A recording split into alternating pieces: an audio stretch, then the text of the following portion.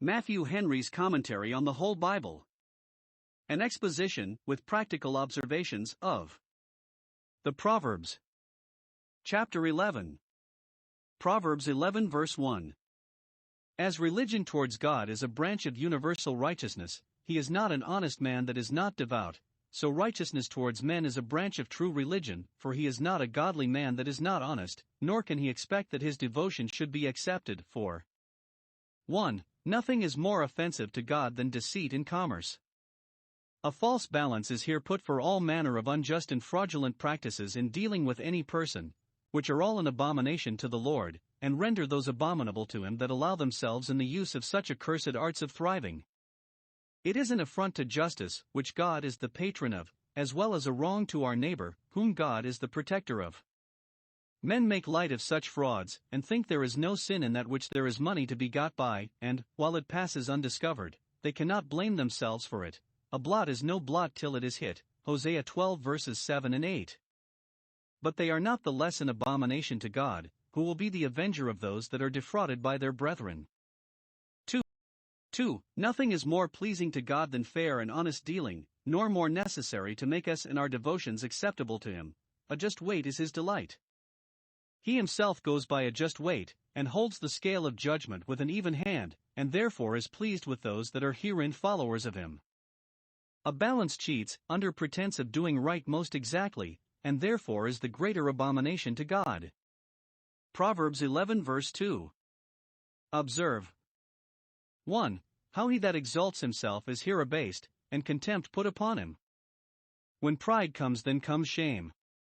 Pride is a sin which men have reason to be themselves ashamed of. It is a shame to a man who springs out of the earth, who lives upon alms, depends upon God, and has forfeited all he has, to be proud.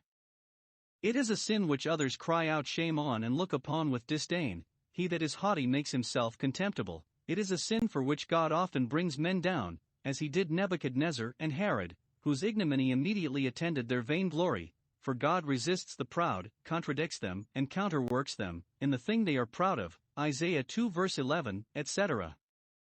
2. How he that humbles himself is here exalted, and a high character is given him. As with the proud there is folly, and will be shame, so with the lowly there is wisdom, and will be honor, for a man's wisdom gains him respect, and makes his face to shine before men, or if any be so base as to trample upon the humble, God will give them grace which will be their glory. Considering how safe, and quiet, and easy, those are that are of a humble spirit, what communion they have with God and comfort in themselves, we will say, with the lowly is wisdom. Proverbs 11 verse 3. It is not only promised that God will guide the upright, and threatened that he will destroy the transgressors, but that we may be the more fully assured of both. It is here represented as if the nature of the thing were such on both sides that it would do it itself. 1. The integrity of an honest man will itself be his guide in the way of duty and the way of safety. His principles are fixed, his rule is certain, and therefore his way is plain. His sincerity keeps him steady, and he needs not tack about every time the wind turns, having no other end to drive at than to keep a good conscience. Integrity and uprightness will preserve men, Psalm 25 verse 21. 2. The iniquity of a bad man will itself be his ruin. As the plainness of a good man will be his protection, though he is ever so much exposed, so the perverseness of sinners will be their destruction, though they think themselves ever so well fortified. They shall fall into pits of their own digging, chapter 5 verse 22. Proverbs 11 verse 4. Note 1. The day of death will be a day of wrath. It is a messenger of God's wrath. Therefore when Moses had meditated on man's mortality he takes occasion thence to admire the power of God's anger, Psalm 90 verse 11. It is a debt owing, not to nature, but to God's justice. After death the judgment, and that is a day of wrath, Revelation 6 verse 17. 2. Riches will stand men in no stead that day. They will neither put by the stroke nor ease the pain, much less take out the sting. What profit will this world's birthrights be of then? In the day of public judgments riches often expose men rather than protect them, Ezekiel 7 verse 19. 3. It is righteousness only that will deliver from the evil of death. A good conscience will make death easy, and take off the terror of it. it is the privilege of the righteous only not to be hurt of the second death, and so not much hurt by the first. Proverbs 11 verses 5 to 6.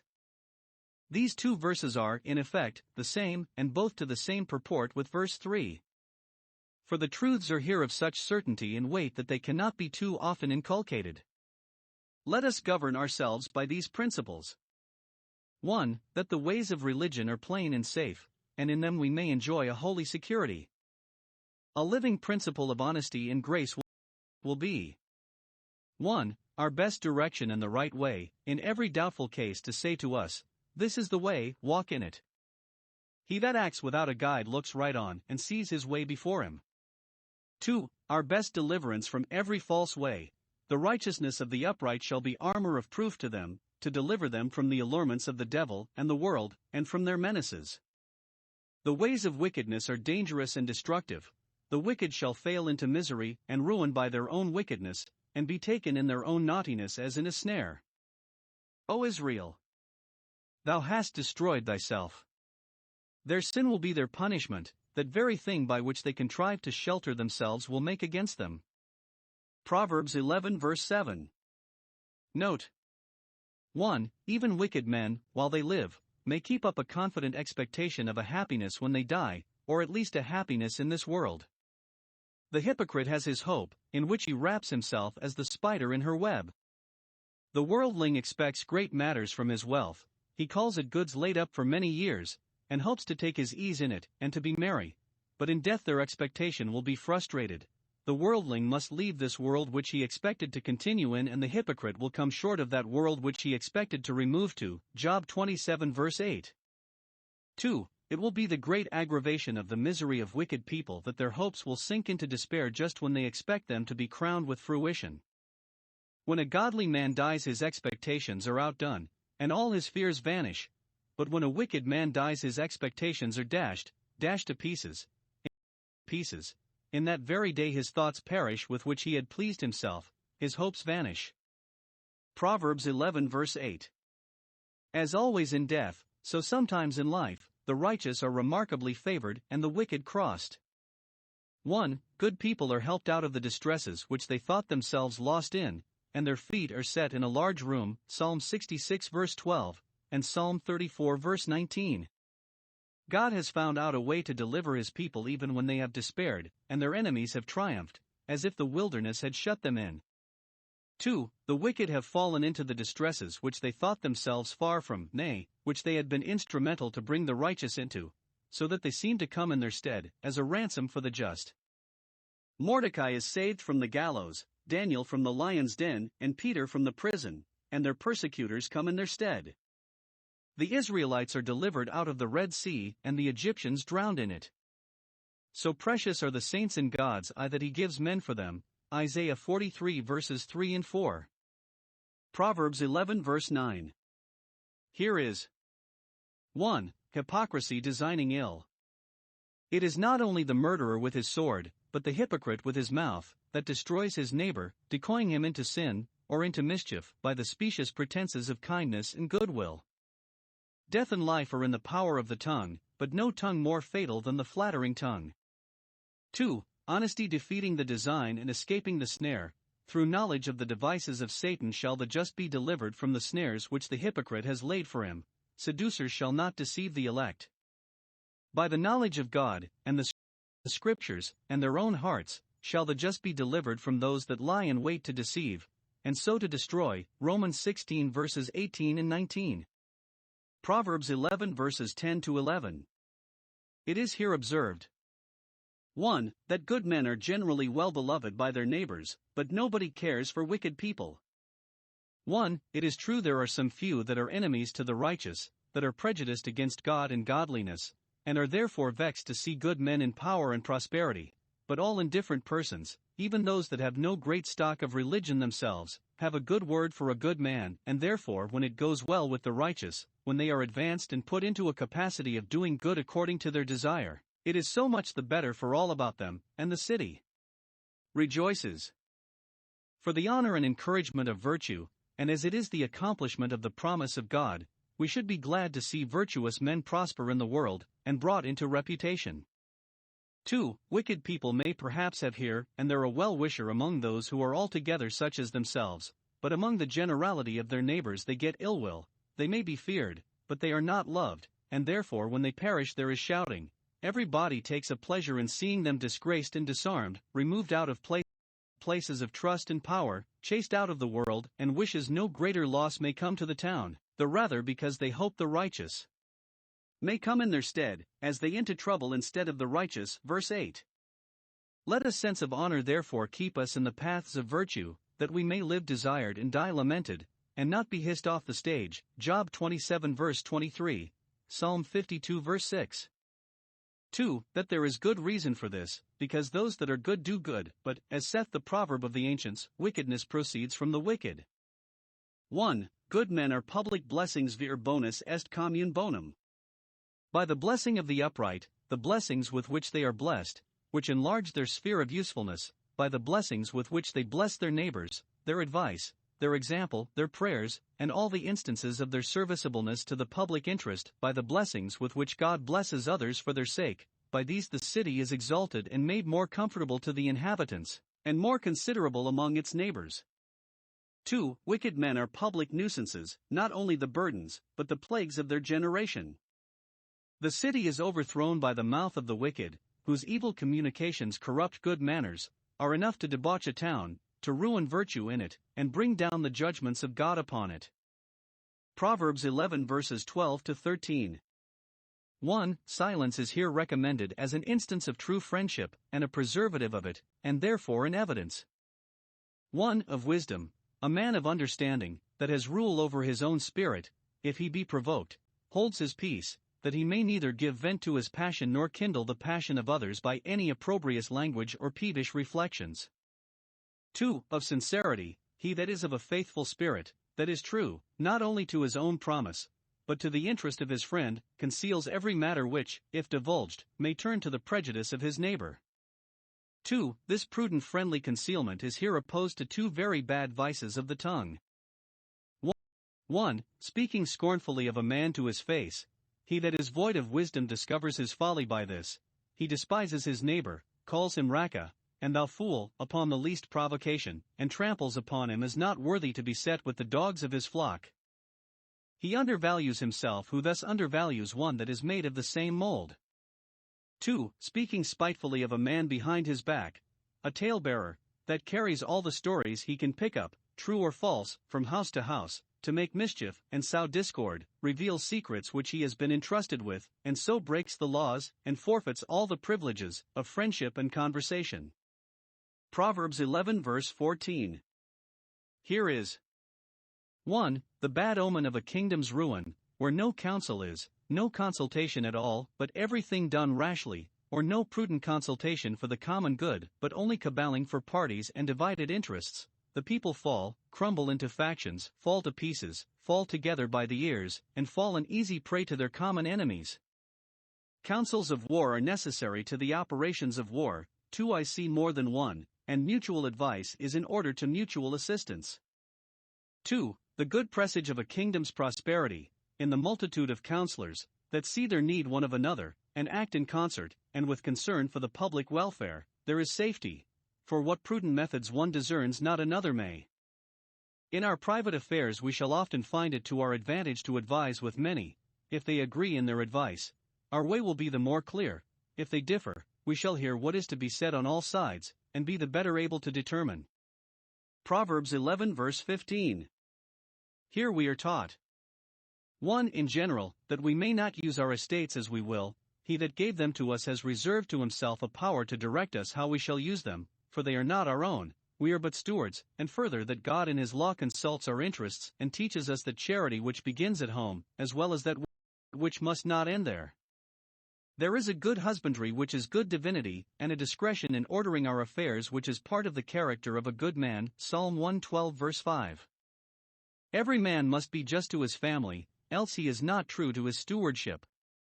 2. In particular, that we must not enter rashly into suretyship. 1.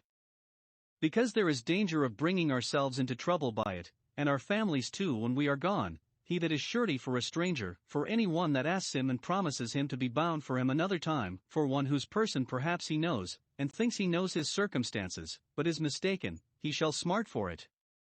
Contrition contra reader, he shall be certainly and sadly crushed and broken by it, and perhaps become a bankrupt. Our Lord Jesus was surety for us when we were strangers, nay, enemies, and he smarted for it. It pleased the Lord to bruise him. 2.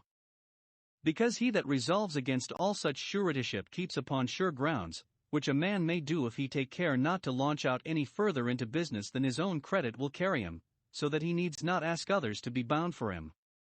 Proverbs 11 verse 16. Here. 1. It is allowed that strong men retain riches, that those who bustle in the world, who are men of spirit and interest, and are able to make their part good against all who stand in their way, are likely to keep what they have, and to get more, while those who are weak are preyed upon by all about them. 2. It is taken for granted that a gracious woman is as solicitous to preserve her reputation for wisdom and modesty, humility and courtesy, and all those other graces that are the true ornaments of her sex, as strong men are to secure their estates, and those women who are truly gracious will, in like manner, effectually secure their honor by their prudence and good conduct. A gracious woman is as honorable as a valiant man, and her honor is as sure. Proverbs 11 verse 17. It is a common principle, every one for himself. Proximus ego met mihi, none so near to me as myself.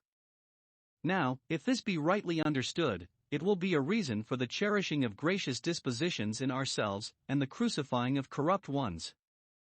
We are friends or enemies to ourselves, even in respect of present comfort, according as we are or are not governed by religious principles. 1. A merciful, tender, good-humored man does good to his own soul, makes and keeps himself easy. He has the pleasure of doing his duty, and contributing to the comfort of those that are to him as his own soul, for we are members one of another. He that waters others with his temporal good things shall find that God will water him with his spiritual blessings, which will do the best good to his own soul. See Isaiah 58 verse 7, etc. If thou hide not thy eyes from thy own flesh, but do good to others, as to thyself, if thou do good with thy own soul and draw that out to the hungry, thou wilt do good to thy own soul, for the Lord shall satisfy thy soul and make fat thy bones. Some make it part of the character of a merciful man, that he will make much of himself, that disposition which inclines him to be charitable to others will oblige him to allow himself also that which is convenient, and to enjoy the good of all his labor.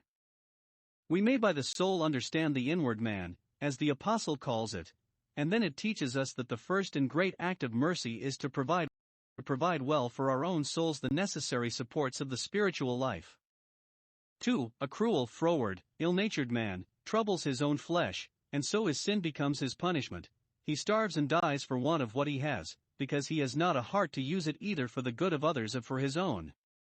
He is vexatious to his nearest relations, that are, and should be, to him as his own flesh, Ephesians 5 verse 29. Envy and malice and greediness of the world are the rottenness of the bones and the consumption of the flesh. Proverbs 11 verse 18. Note.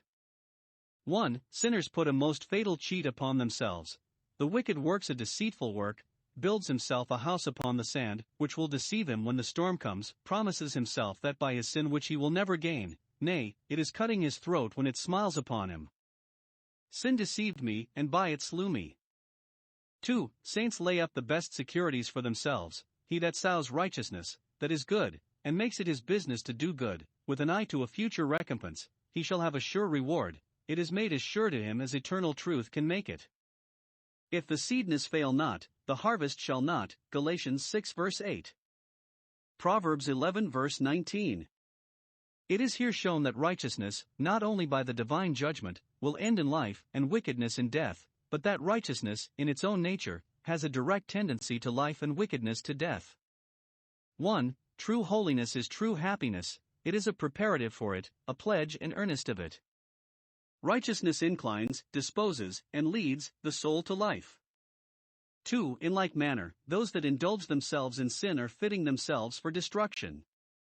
The more violent a man is in sinful pursuits, the more eagerly bent he is upon his own destruction.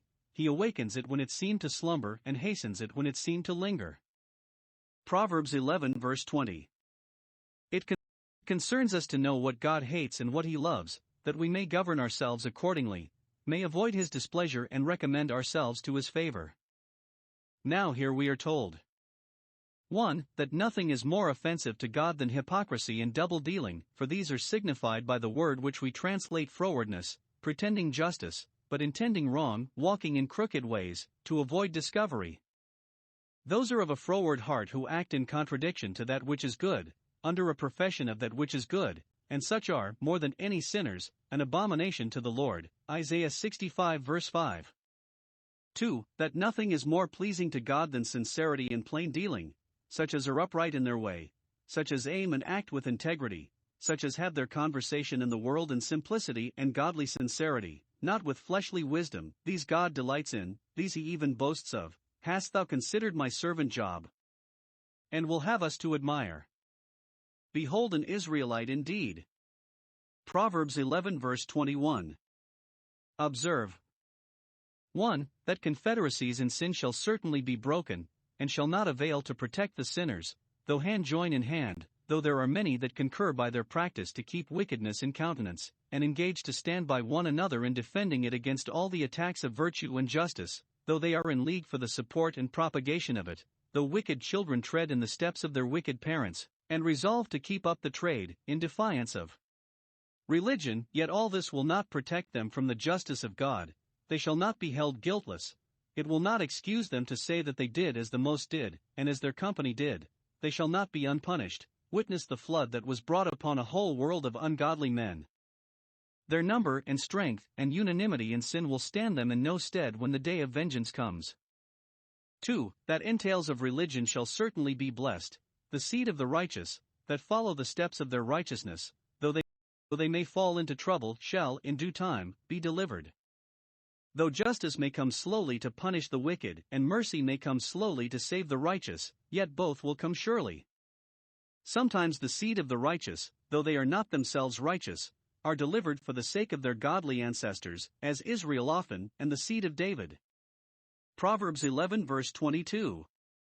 By discretion here we must understand religion and grace, a true taste and relish, so the word signifies, of the honors and pleasures that attend an unspotted virtue, so that a woman without discretion is a woman of a loose and dissolute conversation. And then observe 1. It is taken for granted here that beauty or comeliness of body is as a jewel of gold, a thing very valuable, and, where there is wisdom and grace to guard against the temptations of it, it is a great ornament. Gracior est pulchro veniens de corpore virtus. Virtue appears peculiarly graceful when associated with beauty, but a foolish wanton woman, of a light carriage, is fitly compared to a swine, though she be ever so handsome, wallowing in the mire of filthy lusts, with which the mind and conscience are defiled, and, though washed, returning to them. 2. It is lamented that beauty should be so abused as it is by those that have not modesty with it. It seems ill bestowed upon them. It is quite misplaced, as a jewel in a swine's snout, with which he roots in the dunghill. If beauty be not guarded by virtue, the virtue is exposed by the beauty. It may be applied to all other bodily endowments and accomplishments. It is a pity that those should have them who have not discretion to use them well. Proverbs 11 verse 23. This tells us what the desire and expectation of the righteous and of the wicked are, and how they will prove what they would have and what they shall have. 1. The righteous would have good, only good. All they desire is that it may go well with all about them. They wish no hurt to any, but happiness to all. As to themselves, their desire is not to gratify any evil lust, but to obtain the favor of a good God and to preserve the peace of a good conscience, and good they shall have, that good which they desire. Psalm 37 verse 4.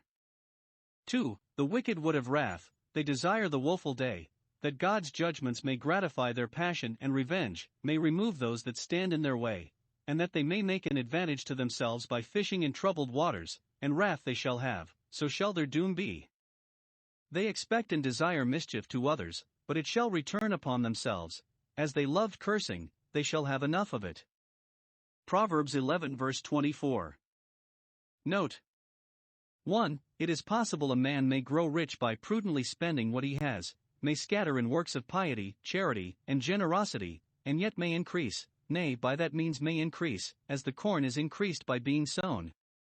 By cheerfully using what we have, our spirits are exhilarated, and so fitted for the business we have to do, by minding which closely what we have is increased, it gains a reputation which contributes to the increase.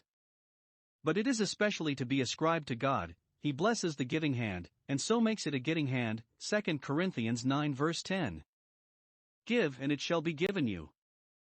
2. It is possible a man may grow poor by meanly sparing what he has, withholding more than is meet, not paying just debts, not relieving the poor, not providing what is convenient for the family, not allowing necessary expenses for the preservation of the goods. This tends to poverty. It cramps men's ingenuity and industry, weakens their interest, destroys their credit, and forfeits the blessing of God. And let men be ever so saving of what they have, if God blast it and blow upon it, it comes to nothing.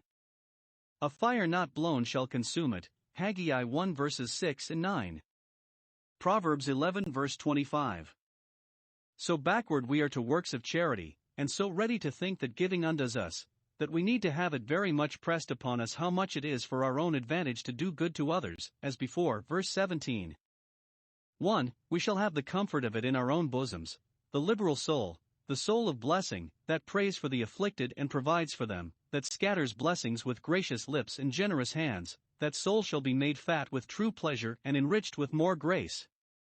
2. We shall have the recompense of it both from God and man. He that waters others with the streams of his bounty shall be also watered himself.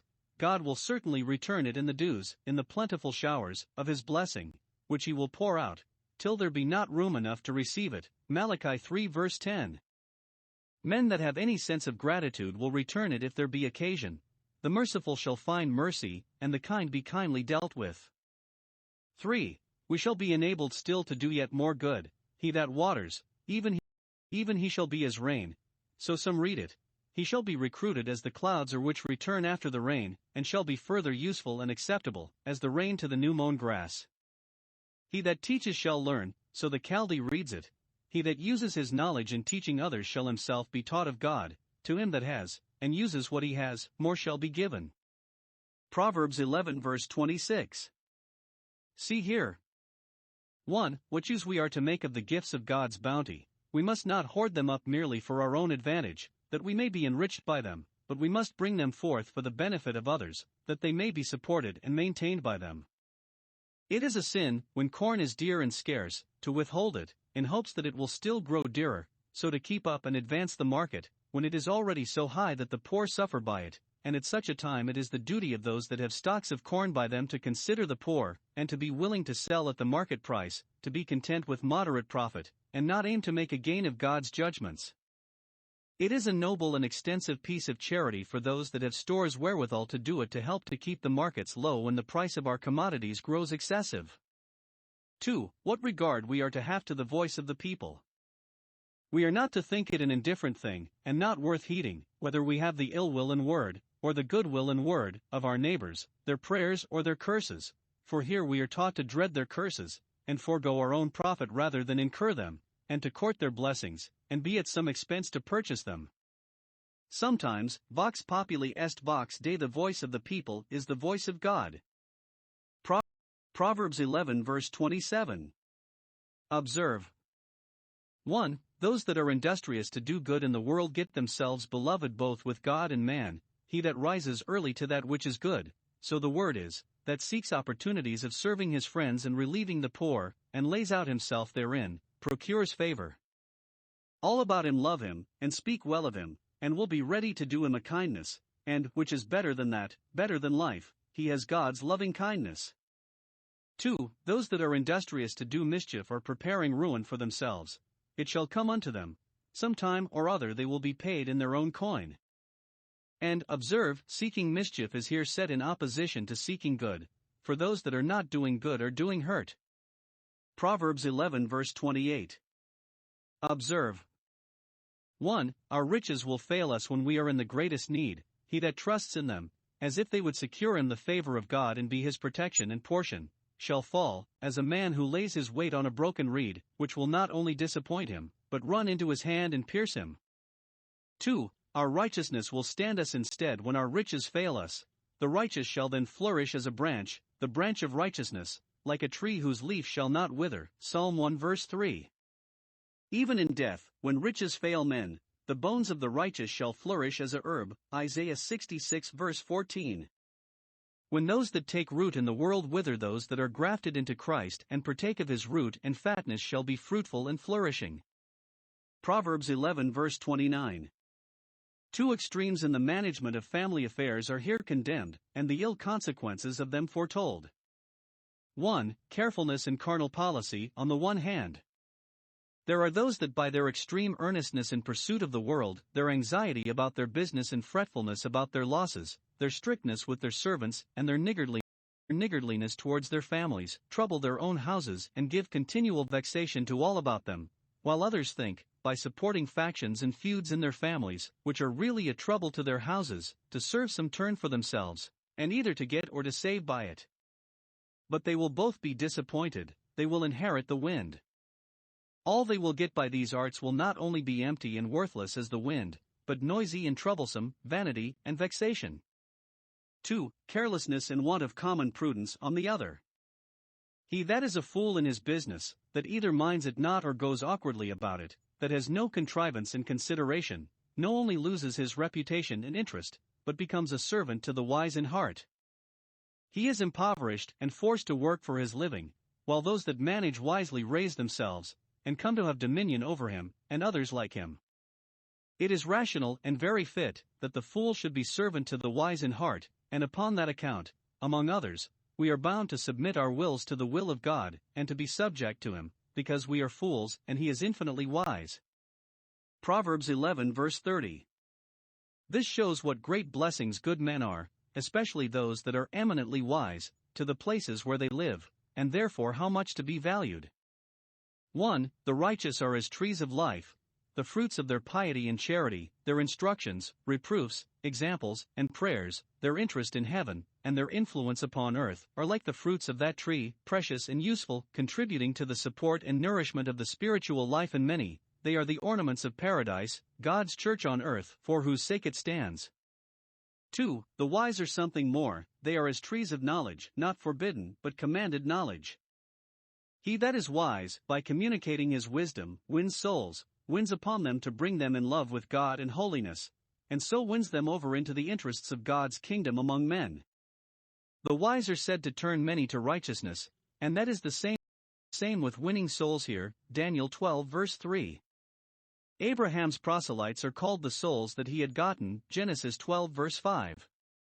Those that would win souls have need of wisdom to know how to deal with them, and those that do win souls show that they are wise. Proverbs 11 verse 31. This, I think, is the only one of Solomon's Proverbs that has that note of attention prefixed to it, behold, which intimates that it contains not only an evident truth, which may be beheld, but an eminent truth, which must be considered. 1. Some understand both parts of a recompense and displeasure. The righteous, if they do amiss, shall be punished for their offenses in this world, much more shall wicked people be punished for theirs, which are committed, not through infirmity, but with a high hand. If judgment begin at the house of God, what will become of the ungodly? 1 Peter 4 verses 17 and 18, Luke 23 verse 31. 2. I rather understand it of a recompense of reward to the righteous and punishment to sinners. Let us behold providential retributions. There are some recompenses in the earth, in this world, and in the things of this world, which prove that verily there is a God that judges in the earth. Psalm 58 verse 11. But they are not universal. Many sins go unpunished in the earth and services unrewarded, which indicates that there is a judgment to come, and that there will be more exact and full retributions in the future state. Many times the righteous are recompensed for their righteousness here in the earth, though that is not the principal, much less the only reward either intended for them or intended by them, but whatever the word of God has promised them, or the wisdom of God sees good for them, they shall have in the earth. The wicked also, and the sinner, are sometimes remarkably punished in this life, nations, families, particular persons.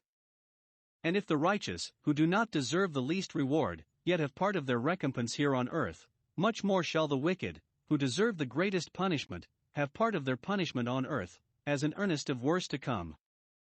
Therefore stand in awe and sin not. If those have two heavens that merit none, much more shall those have two hells that merit both.